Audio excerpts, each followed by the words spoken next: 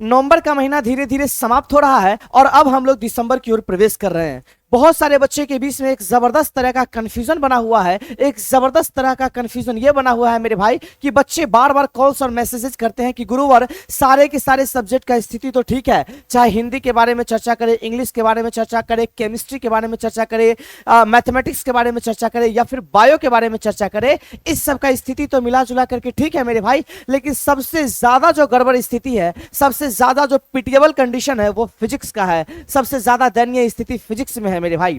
अब इस सिचुएशन में क्या करें सर, कुछ भी समझ में नहीं आ रहा है। अब किस तरीके से तैयारी करें कि हम लोग 90% मार्क्स लेकर के आ पाए फिजिक्स की दुनिया में।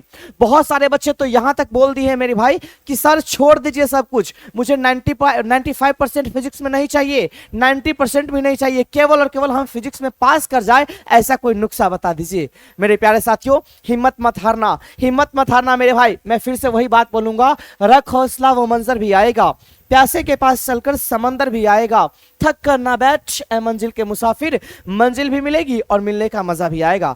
दोस्तों, आज मैं आपके लिए लेकर के आया हूं कुछ इंपॉर्टेंट बातें जो आप सारे के सारे बच्चों को फिजिक्स के लिए करना ही पड़ेगा। अगर इस बातों को फॉलो करते हो मेरे भाई, अभी भी आपके पास 2.5 महीने का समय है मेरे भाई। अगर आप अच्छे तरीके से प्रिपरेशन करते हो, बहुत अच्छे तरीके से प्रिपरेशन करते हो, तो आप बहुत अच्छा मार्क्स ला सकते हो मेरे भाई। ठीक है, तो चलिए अब हम लोग बात करते हैं कुछ स्पेशल टॉपिक को लेकर के। सबसे पहले मेरे भाई गौर से सुनो, सबसे पहले आपको करना क्या है, इस बात पे जरा फोकस करना। सिलेबस और पैटर्न को सबसे पहले अच्छे तरीके से जानो, क्योंकि बहुत सारे बच्चे को यह भी नहीं पता है कि सर इसमें कुल मिलाकर के कितने चैप्टर्स है, कितने क्वेश्चंस आते हैं। तो सुनो मेरे भाई, ज्यादा परेशान मत होना, मैं आपके सामने हाजिर हूं, मैं आपको हर चीज बता रहा हूं, जरा से देखो प्लीज माय डियर ऑल। सबसे पहले आपका सबसे पहले तरीका सही होना चाहिए। आप एक मैप बनाओ मेरे भाई। मैप कहने का मतलब एक चीज इस तरीके से तैयार करो कि आप उसी हिसाब से काम करने की कोशिश करो, आप अच्छे मार्क्स लेकर के आओगे। मैं लिख करके दे रहा हूं, बात समझ में आया?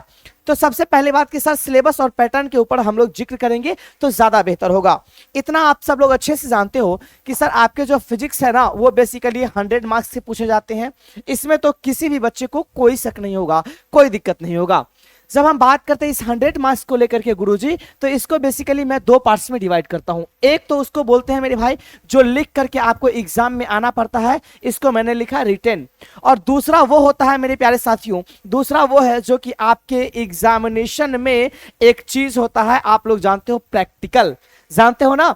जब हम बात करेंगे मेरे भाई रिटन को लेकर के, तो आपको अच्छे तरीके से पता है कि रिटन जो है ना गुरुवर, ये बेसिकली 70 मार्क्स के पूछे जाते हैं। कितने मार्क्स के मेरे भाई? 70 मार्क्स के पूछे जाते हैं। लेकिन जब बात आती है इस प्रैक्टिकल को लेकर के, तो प्रैक्टिकल जो है ना वो बेसिकली 30 मार्क्स के पूछे जाते हैं गुरुजी। आई मीन प्रैक्टिकल में हम लोगों का 30 मार्क्स फिक्स रहता है। हाँ, उसी में से 1-2 मार्क्स काट लेगा, और क्या करेगा भैया, बात क्लियर है?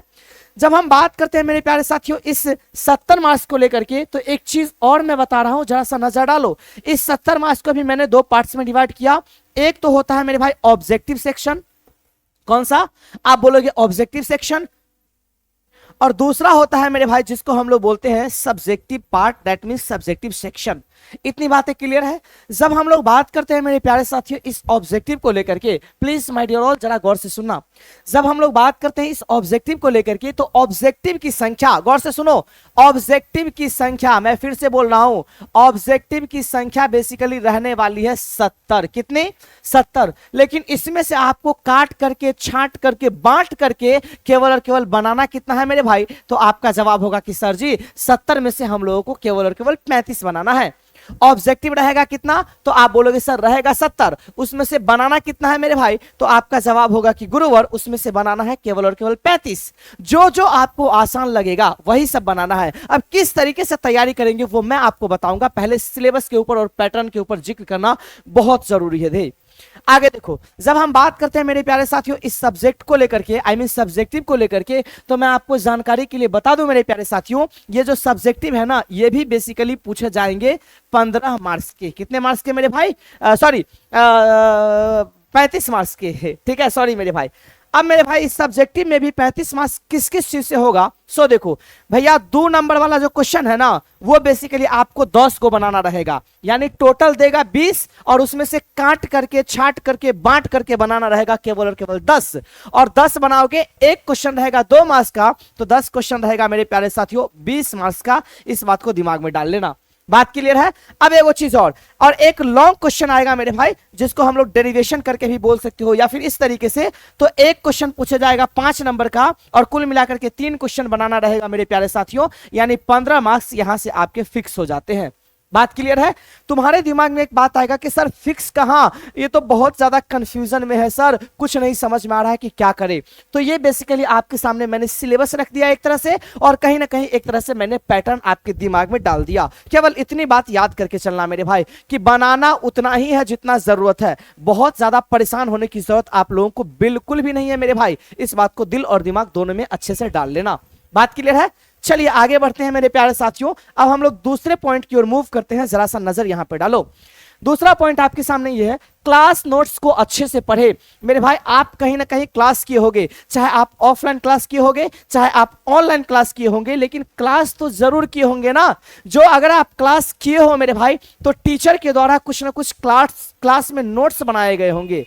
नोट्स बनाए, अरे भैया टीचर जो है ना, वो आपको नोट्स बना करके दिए थे ना, क्लास में कुछ चीज पढ़ाए थे ना। तो सबसे पहला काम आपका यह है मेरे भाई कि टीचर के द्वारा जो क्लास नोट्स तैयार किया गया था उसको अच्छे तरीके से रिवाइज करो। इतने अच्छे तरीके से रिवाइज करो कि क्वेश्चन अगर वहां से आएगा तो क्वेश्चन मिस नहीं होना चाहिए किसी भी कीमत पे। बाकी कुछ भी करने की जरूरत नहीं है, पहले आप मेरे भाई क्लास नोट्स को बहुत अच्छे तरीके से पढ़ो।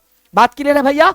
चलिए आगे बात करते हैं। देखो आगे हम लोग बात करते हैं, सारे फॉर्मूला को एक जगह लिखकर बार बार प्रैक्टिस करें। जितने भी फॉर्मूला है मेरे भाई, जितने भी फॉर्मूला है, सारे फॉर्मूले को एक जगह पे लिखो। चाहे अलग अलग चैप्टर्स के फॉर्मूला ही क्यों ना हो, सारे फॉर्मूले को एक जगह लिखो मेरे भाई, और उसको बार बार लिख करके प्रैक्टिस करो। मुझे पता है कि तुम्हारे दिमाग में एक बात आएगा कि गुरुजी मुझे फॉर्मूला कैसे याद होगा, फॉर्मूला याद वगैरह नहीं होता है। तो मैं आपको समझाता हूं, जरा अच्छे से देखो।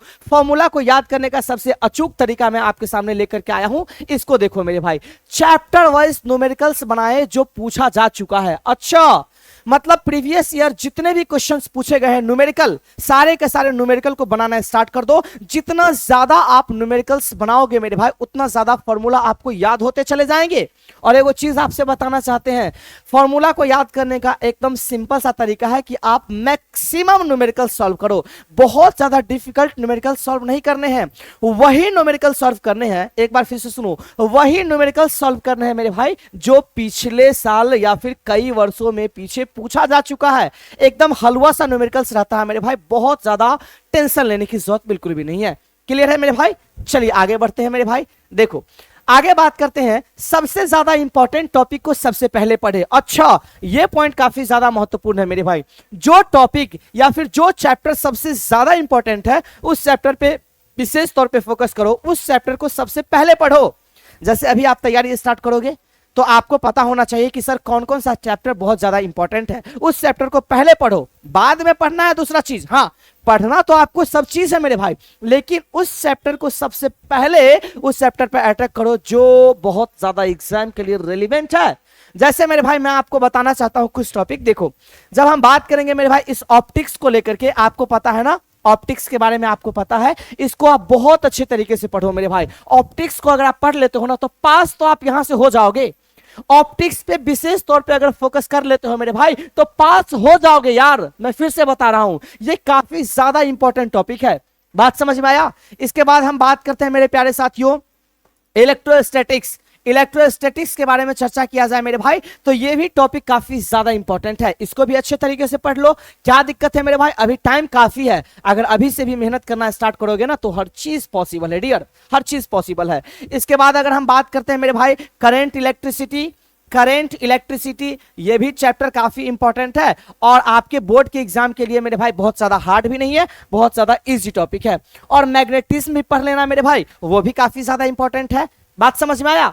तो कुछ टॉपिक को आप सबसे पहले पढ़ना ज्यादा उचित समझो मेरे भाई, तब जाकर के आप अच्छे तरीके से अच्छे मार्क्स लेकर के आ सकते हो। जैसे ऑप्टिक्स तो पढ़ो मेरे भाई, और मैं तो कहूंगा कि सबसे पहले आप ऑप्टिक्स पढ़ो, सबसे पहले इलेक्ट्रोकेमिस्ट्री, करंट, इलेक्ट्रिसिटी, मैग्नेटिज्म, ये सब भी पढ़ना है, मॉडर्न फिजिक्स भी पढ़ना है, लेकिन ऑप्टिक्स पे विशेष तौर पे फोकस आप लोगों को करना ही पड़ेगा। बात क्लियर है? चलिए आगे बढ़ते हैं मेरे भाई। इसके बाद हम लोग कुछ बातों की ओर बढ़ते हैं मेरे भाई, और ये बात है डेरिवेशन हमेशा प्रैक्टिस करते रहे।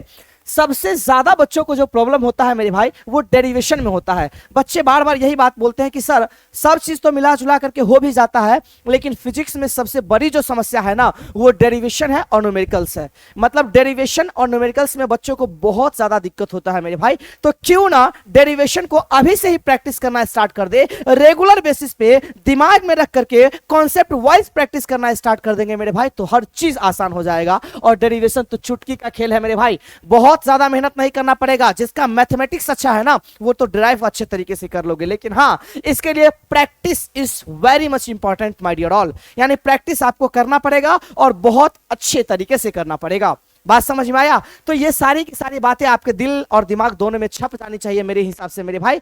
ये सारी बातें आपके दिल और दिमाग दोनों में छप जाना चाहिए और अच्छे तरीके से छपना चाहिए। बात समझ में आया? एक बार फिर से सुनो, मैं फिर से वही बात रिपीट कर रहा हूं। मैं बोल रहा हूं मेरे भाई आप लोगों को, जरा सा नजर यहां पे डालो यार, जरा सा नजर डालो। तुम लोग यार मेहनत नहीं करोगे तो कैसे काम चलेगा बताओ? सबसे पहले आपको सिलेबस डालना है और पैटर्न जानना है, उसके हिसाब से काम करना है मेरे भाई। 70 गो में से तुम्हारा औकात नहीं है कि तुम 35 को बना लोगे। अगर नहीं औकात है तो मेरे भाई तुम किस काम के हो यार? बुरा नहीं मानना है, किस काम को हो बताओ ना, किस काम के हो? अरे यार ऑप्टिक्स को अच्छे से पढ़ो, इलेक्ट्रोकेमिस्ट्री पढ़ो, सॉरी इलेक्ट्रोस्टैटिक्स पढ़ो, करंट इलेक्ट्रिसिटी पढ़ो, क्या दिक्कत है यार? मॉडर्न फिजिक्स पढ़ो। 35 लाना बहुत ज्यादा डिफिकल्ट नहीं है, सच बता रहे हैं। दूसरी बात, अगर ये सब चीज अगर नहीं हो पा रहा है तो एक काम जरूर करना मेरे भाई, ये सब चीज करने के जस्ट बाद आपको एक काम करना है, वो है क्वेश्चन बैंक का प्रैक्टिस करो। क्वेश्चन बैंक का प्रैक्टिस करो, क्योंकि जो क्वेश्चन बिहार बोर्ड पूछ चुका है मेरे भाई, इसका मतलब उस क्वेश्चन का वैल्यू सबसे ज्यादा है, क्योंकि उसको बिहार बोर्ड ने रिपीट कर दिया, उसको बिहार बोर्ड ने पूछ दिया। पूछे हुए क्वेश्चन को बनाना तो बहुत ज्यादा जरूरी है मेरे भाई, और आप लोग उसी को छोड़ देते हो एकदम ही। क्वेश्चन बैंक को जो मिस करेगा, मैं सच बता रहा हूं, वो 70 के अंदर में रह जाएगा। सच बता रहे हैं, क्वेश्चन बैंक पे जबरदस्त तरीके से प्रहार करना पड़ेगा मेरे भाई। अगर चाहते हो 95 पार तो क्वेश्चन बैंक पे करो जबरदस्त वार, इस बात को दिमाग में डाल लेना। बात क्लियर है? चलिए दूसरा मैंने आपको क्या बताया मेरे भाई, तो दूसरा आपको मैंने बताया क्लास नोट्स को अच्छे से पढ़े। टीचर ने जो क्लास नोट्स बनवाए हैं और आपने जो अच्छे तरीके से बना है, ईमानदारी पूर्वक जो आपने पढ़ाई की है, वैसे मुझे पता है कि आप कितने ईमानदारी से पढ़ाई की हो, लेकिन फिर भी मैं आपसे बताना चाहता हूं, जो कुछ भी आपने पढ़ा है मेरे भाई उसको अच्छे तरीके से रिपीट करो। बात समझ में आया? हाँ, रेलिवेंट चीज पे फोकस करना। कैसे पता चलेगा कि ये चीजें रेलिवेंट है? तो एक बार प्रीवियस ईयर क्वेश्चन को उल्टा करके देखो, आपको पता चलेगा कि इसमें सबसे ज्यादा इंपॉर्टेंट क्या है। आगे है मेरे भाई, सारे के सारे फॉर्मूले को एक जगह पे लिखो और लिखने के बाद उसको बार बार प्रैक्टिस करो। ये तब याद होगा मेरे भाई, ये तब याद होगा जब आप न्यूमेरिकल्स को अच्छे तरीके से लगाना स्टार्ट करोगे। मैं फिर से आपको बोलूं कि न्यूमेरिकल्स वही लगाना जो आपके बिहार बोर्ड ने आपसे पूछ चुका है। न्यूमेरिकल्स इजी लगाना मेरे भाई, बहुत ज्यादा हार्ड न्यूमेरिकल्स लगाने की जरूरत नहीं है, क्योंकि बिहार बोर्ड में बहुत ज्यादा डिफिकल्ट न्यूमेरिकल्स नहीं आते हैं यार। ठीक है, इसके बाद मैंने बोला कि सर सबसे ज्यादा इंपॉर्टेंट यह है कि सबसे ज्यादा इंपॉर्टेंट टॉपिक को सबसे पहले पढ़ना है मेरे भाई। जिस टॉपिक का रेलेवेंस सबसे ज्यादा है उसको सबसे पहले कंप्लीट करना है। ठीक है, डेरिवेशन रेगुलर बेसिस पे करते रहो। और लास्ट में मैं फिर से यही बात बोलूंगा कि अगर करना है 90 पार, अगर करना है 90 पार, तो क्वेश्चन बैंक पे करो जबरदस्त वार। एक एक चीज को रट जाना है मेरे भाई, इस तरीके से मेहनत करना है, इस तरीके से मेहनत करना है कि अगर कोई भी इंसान पूछे कि 14 नंबर क्वेश्चन क्या है, तो आपका जवाब आंसर ये नहीं होगा कि क्वेश्चन क्या है, 14 नंबर क्वेश्चन तुम बोल रहे हो ना, मैं उसका आंसर सुना रहा हूं। इस तरीके से प्रैक्टिस का लेवल लेकर के चलो मेरे भाई। बात समझ में आया? तो इसी तरीके से तैयारी करते रहो। अब देखो, मैं फॉर्मूला याद करने के लिए क्यों बोला हूं पता है? फॉर्मूला अगर याद करने के लिए इसलिए मैं बोला हूं मेरे भाई कि अगर आपको फॉर्मूला अच्छे तरीके से याद होगा ना तो आप दो चीज को बहुत अच्छे तरीके से निकाल सकते हो, बना सकते हो। सबसे पहला कि अगर आपसे पूछेगा कि सर इसका ऐसा यूनिट क्या है तो आप आसानी से निकाल सकते हो, हाँ तब निकालोगे जब आपके पास फॉर्मूला रहेगा। दूसरी बात, जब आपसे पूछेगा कि मेरे भाई इसका डायमेंशन फॉर्मूला क्या है या फिर इसका डायमेंशन क्या निकलेगा, तो भी उसका जवाब आप आसानी से दे सकते हो। बात समझ में आया? तो ये फॉर्मूला बहुत ज्यादा इंपॉर्टेंट है। एक फॉर्मूला याद करोगे मेरे भाई और ना जाने उससे कितने क्वेश्चंस आपके बन जाएंगे। डायमेंशन पूछ लेगा मेरे भाई, या फिर हम बोल सकते हैं डायमेंशनल फॉर्मूला पूछ देगा, या फिर ऐसा यूनिट पूछ देगा, या फिर उसी के हिसाब से कोई ना कोई न्यूमेरिकल्स पूछ देगा।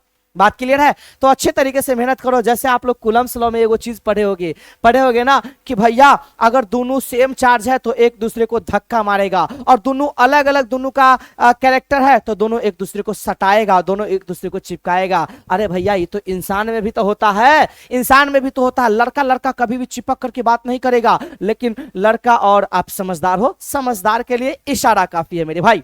बात समझ में आया? तो आप सबको अच्छे तरीके से पता है मेरे प्यारे साथियों, बस मेहनत करते रहो और हर चीज आपके लिए कहीं ना कहीं मेरे भाई आसान हो जाएगा। इसके लिए बहुत ज्यादा परेशान होने की जरूरत बिल्कुल भी नहीं है, ठीक है। जितने भी थ्योरम्स वगैरह है मेरे भाई, सारे के सारे थ्योरम्स को अच्छे तरीके से प्रैक्टिस करो, तब जाकर के आप अपने लाइफ में कुछ बड़ा कर पाओगे। एग्जामिनेशन में जाकर के मेरे भाई आप फोड़ फाड़ करके आओगे, अदरवाइज मामला बड़ा गड़बड़ हो जाएगा रे भैया, अदरवाइज मामला बहुत ज्यादा गड़बड़ हो जाएगा। बात क्लियर है? तो चलिए मेरे प्यारे साथियों, फिर अगली क्लास में हम लोग मुलाकात करते हैं। केमिस्ट्री के बारे में मैं आपको बताऊंगा कि केमिस्ट्री को किस तरीके से तैयार करना है, केमिस्ट्री का इंपॉर्टेंट टॉपिक क्या है। मैं अभी भी आपको बोल रहा हूं कि फिजिक्स का सबसे ज्यादा इंपॉर्टेंट टॉपिक जो है ना वो ऑप्टिक्स है मेरे भाई। ऑप्टिक्स को मिस मत करना यार, ऑप्टिक्स को मिस मत करना। बात क्लियर है? ज्यादा इंफॉर्मेशन के लिए मेरे प्यारे साथियों आप रैंकर्स इंग्लिश एजुकेशन का ऐप इंस्टॉल कर सकते हो, और आप मुझे इंस्टाग्राम पे फॉलो कर सकते हो मेरे भाई, पंकज सर जब सर्च करोगे मेरे भाई तो आपको मैं दिख जाऊंगा। बात क्लियर है? चलिए तो आज की सभा को यहीं पे समाप्त करते हैं, मिलेंगे अगली क्लास में। तब तक के लिए bye bye, take care, love you all and Jai Hind everyone. हंसते रहना, मुस्कुराते रहना और अपने माता पिता के फिक्र को फक्र में बदलने के लिए जी जान एक कर देना। Bye bye everyone and good night.